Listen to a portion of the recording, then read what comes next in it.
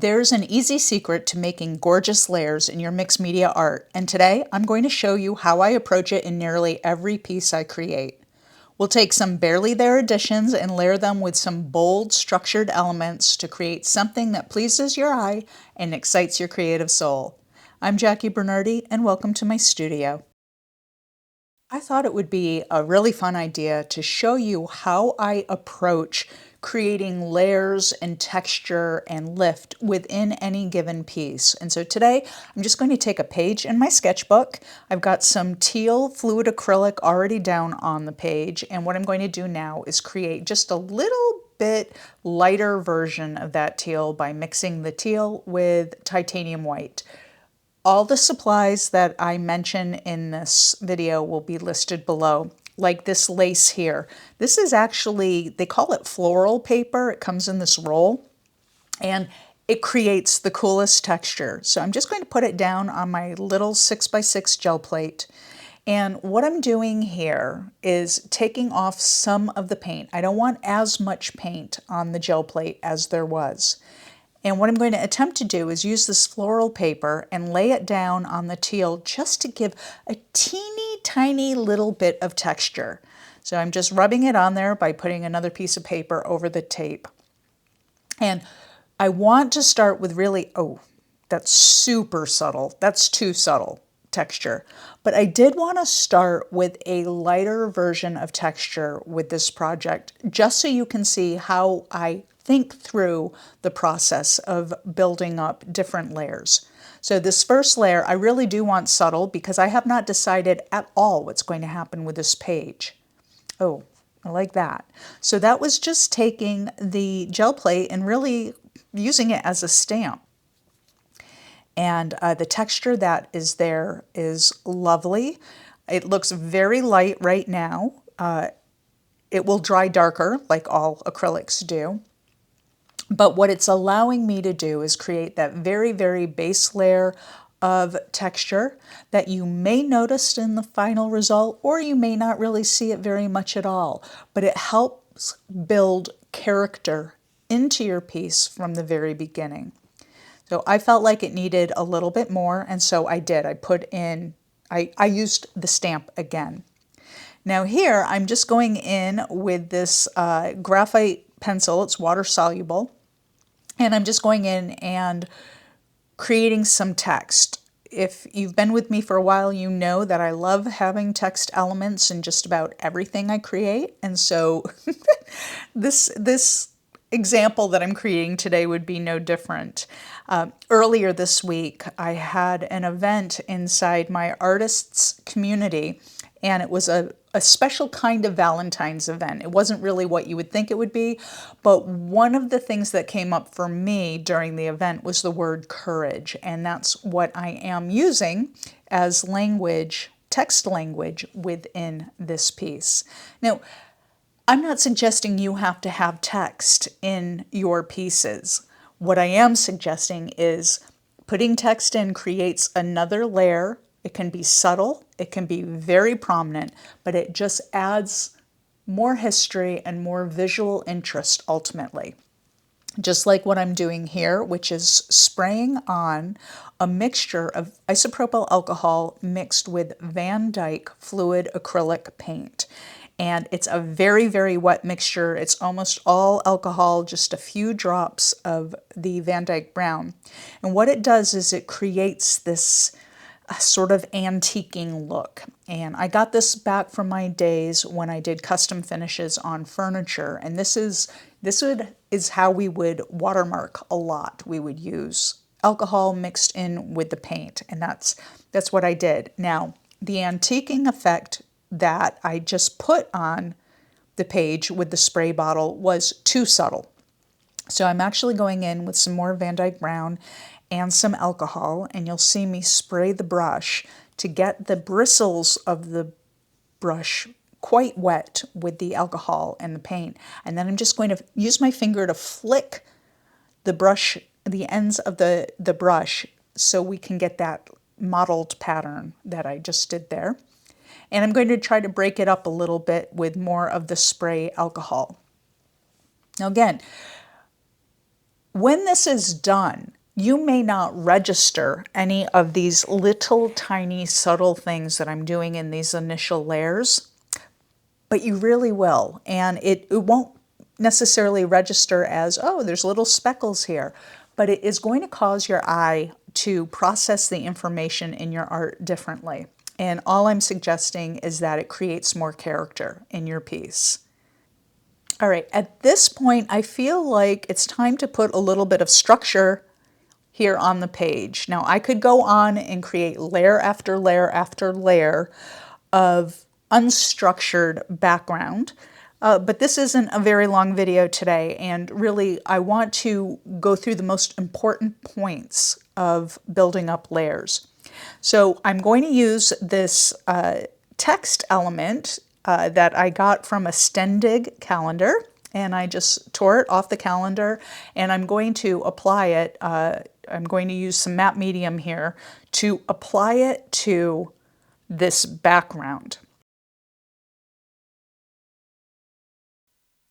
This brings up maybe the first tenet that I want to discuss in terms of creating really gorgeous layers, and that is repeating elements. Okay, so it could be a text element, it could be a texture element, it could be a color element.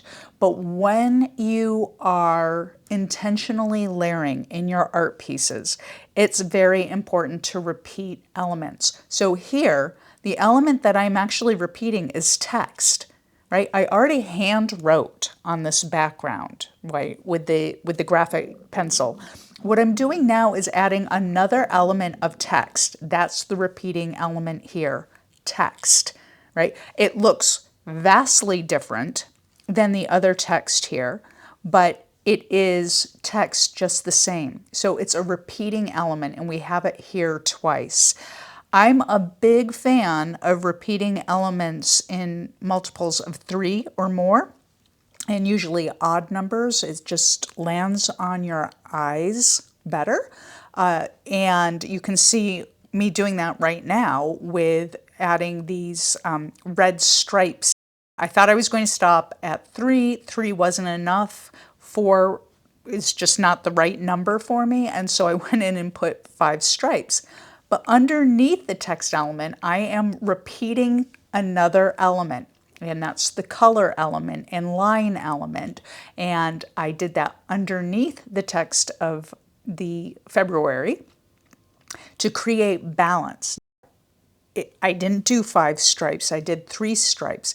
The number of stripes here doesn't matter as you're repeating elements. It's just what feels right and what looks right to your eye. I did, however, keep the odd number, right, because that just works for my eye.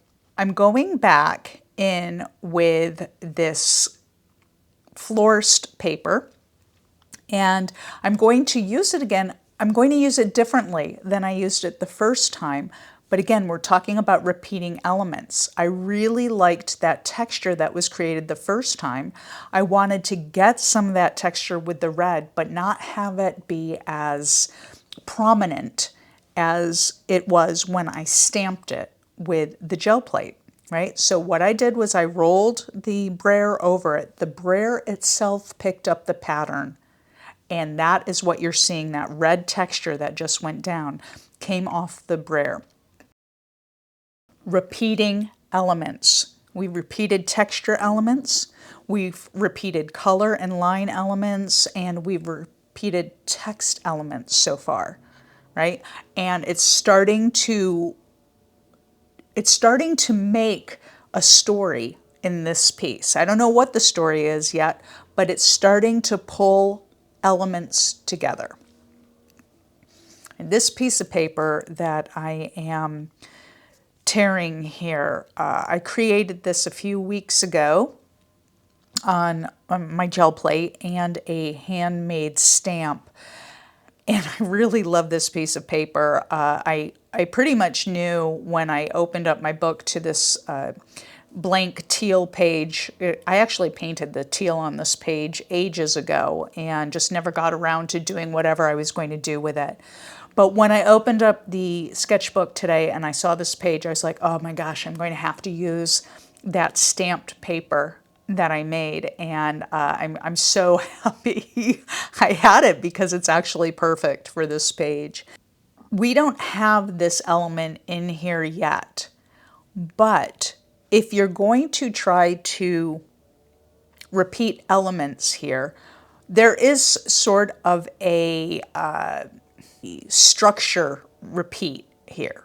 So the size of this piece of paper with these stamps on it is approximately the size, the width of the paper of the February. So there is a repeating element in, I'm going to call it density, in the density of those two pieces of paper.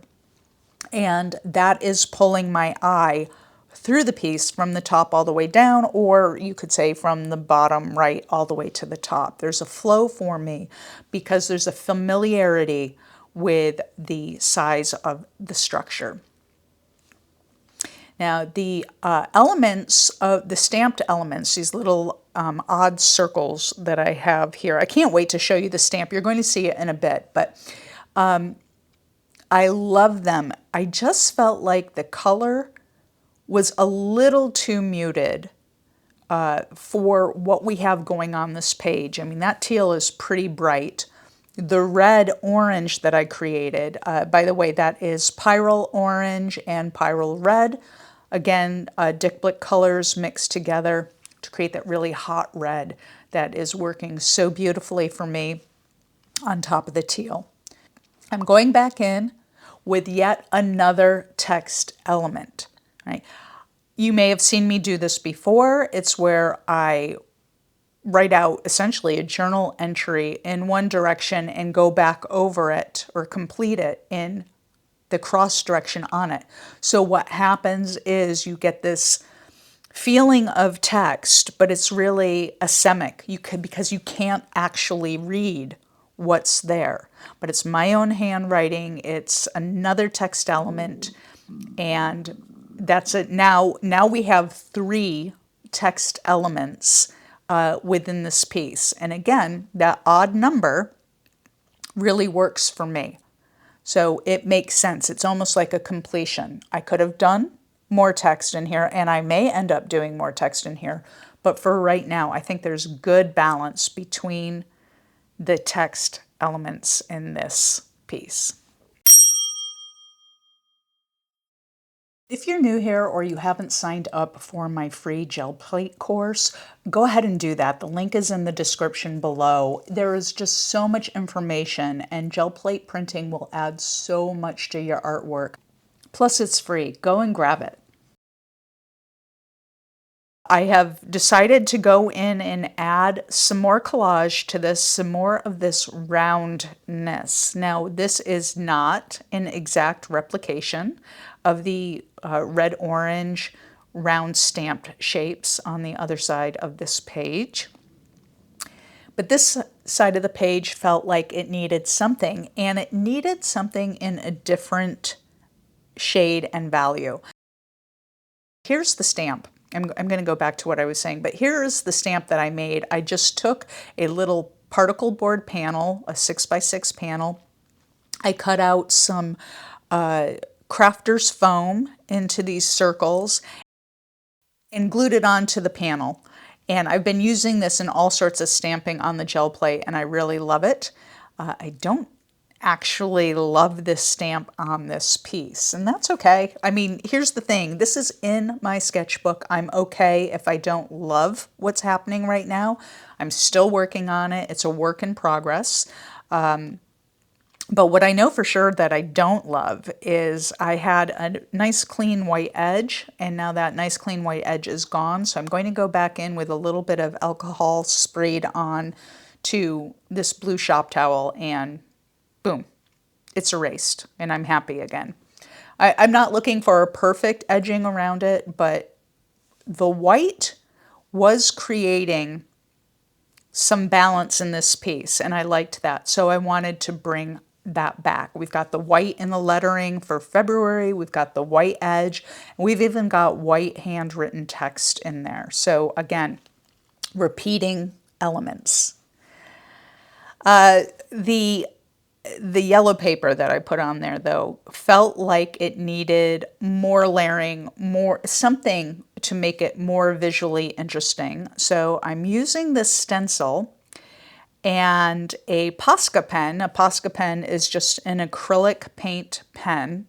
And I'm going in and adding some elements to the piece of paper that's already there with the hope of making this more visually interesting by creating another layer of actual visual interest. So that's what I did there. And I kept the paint to just the cutout, the yellow cutout. I like the white in there. I think needs a little bit more white. Let's see if I add some more. But then looking at the piece, I was like, okay, there feels to be an imbalance now. And so I wanted to go in and highlight the stamped elements on the other side of the page with just a little bit of white ink, just to make it pop a little. And then once I did it on that side, I looked at the yellow side. I'm like, okay, well, the yellow side kind of needs that too. It's just repeating elements to work my way through. Again, what we're talking about here is making layers, right? So I'm totally fine with doing this. Would I want to see this being so defined in a final piece? I don't know. I don't know that I really would. But for the exercise that we're doing now, building up layers and the importance of having repeating elements, I think it's important to show you this. I'm just going in with a thicker Posca pen here to really make that line around the stamped elements defined. And then once I did that, I really liked the way that was looking, so I'm going back in with the Posca pen, and the red stripes, I'm adding some white contrasty element. And I did that with all of them, so it was repeating and creating more interest. This feels like a good stopping point today for this particular project. I want the layers to dry completely before I go back and do anything else. I'm just going to hit it with a little bit more of the antiquing solution and then put this to rest. When I come back to it, I'm going to add more layers in a different way, so be sure to come back to see that.